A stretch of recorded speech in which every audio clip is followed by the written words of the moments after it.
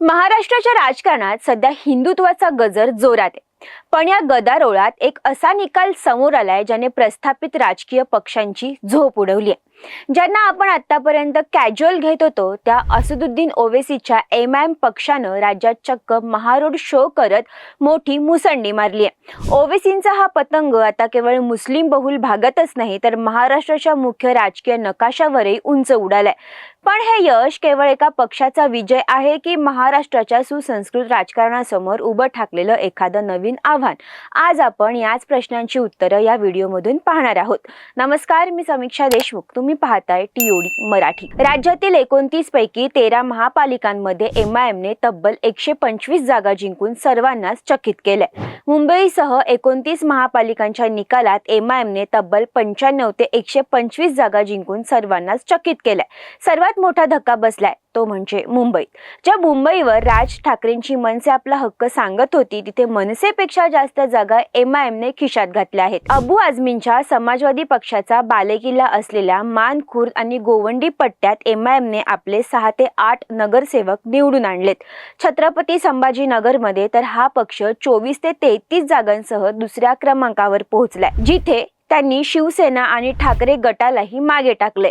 सोलापूर, धुळे आणि नांदेडमध्येही या पक्षाने आपली ताकद सिद्ध केली आहे। सर्वात मोठा भूकंप झालाय तो म्हणजे छत्रपती संभाजीनगरमध्ये, जिथे एमआयएम 33 जागांसह दुसऱ्या क्रमांकाचा मोठा पक्ष ठरलाय। मुंबईत तर एमआयएमने 8 जागा जिंकत राज ठाकरेंच्या मनसेला मागे टाकलं। एमआयएमचे हे विजयी उमेदवार कुठे आणि किती आहेत ते आपण आकड्यांमध्ये पाहूयात। सोलापूरमध्ये एमआयएमने 8 जागा जिंकून भाजप पाठोपाठ आपली ताकद सिद्ध केली आहे। मालेगावमध्ये 20 जागा, नांदेडमध्ये 15, अमरावतीत 12, धुळ्यात 10, नागपुरात 6 आणि ठाण्यात 5 जागा एमआयएमच्या पदरात पडल्यात। याशिवाय अकोल्यात 3, जालना आणि अहिल्यानगरमध्ये प्रत्येकी 2 तर चंद्रपूरमध्ये 1 जागा मिळवत एमआयएमने आपलं खातं उघडलंय। मुंबईत मान, खुर्द आणि गोवंडी पट्ट्यात मेहजबीन खान, जमीर कुरेशी, समीर पटेल आणि रोशन शेख यांच्यासह इतर उमेदवारांनी मुसंडी मारत चक्क अबू आझमीच्या समाजवादी पक्षाचा गड उद्ध्वस्त केलाय। केवळ जागा जिंकणं हाच इथला मुद्दा नाहीये तर त्यामागचं मतांचं गणित समजून घेणं महत्त्वाचं आहे। जिथे एमआयएम ताकदीने लढलीये तिथे महाविकास आघाडीच्या हक्कांच्या मतांमध्ये फूट पडली आणि त्याचा प्रत्यक्ष फायदा अनेक ठिकाणी भाजपला झाला। सत्तेसाठीचा हा खेळ किती टोकाला जाऊ शकतो याचं उदाहरण म्हणजे अकोट आणि अंबरनाथचा किस्सा। तिथे भाजपला रोखण्यासाठी काँग्रेसने चक्क एमआयएमची मदत घेतली होती, ज्यामुळे काँग्रेसला आपल्या 12 नगरसेवकांना निलंबित देखील करावं लागलं होतं। म्हणजे सोंडाने विरोध करायचा आणि सत्तेसाठी छुपी युती करायची हा दुटप्पीपणा आता उघड झाला। मात्र एमआयएमच्या या यशाचा चिंतेचा एक पैलू अजून आहे। नागपूरमध्ये गुन्हेगारी पार्श्वभूमी असलेल्या फहीम खानची पत्नी अलिशा खानसह त्यांचं संपूर्ण पॅनेल निवडून येणं हे राज्याच्या सुरक्षिततेसाठी किती योग्य आहे?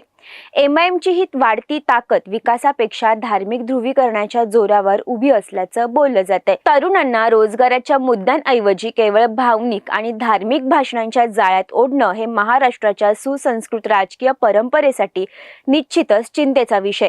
ज्या मनसेला आपण राज्याचा बुलंद आवाज मानतो त्यांना ओवेसींसारख्या नेत्याने मागे टाकणं ही प्रस्थापित नेत्यांसाठी एक मोठी धोक्याची घंटा आहे। लोकशाहीत प्रत्येक पक्षाला विस्तार करण्याचा अधिकार आहे, पण हा विस्तार जर केवळ धार्मिक भिंती उभारून होणार असेल तर ते राज्याच्या भविष्यासाठी किती हिताचं आहे याचा विचार मतदारांना करावा लागेल। एमआयएमची ही मुसंडी महाराष्ट्राच्या पारंपरिक राजकारणाला मिळालेला एक मोठा इशारा आहे।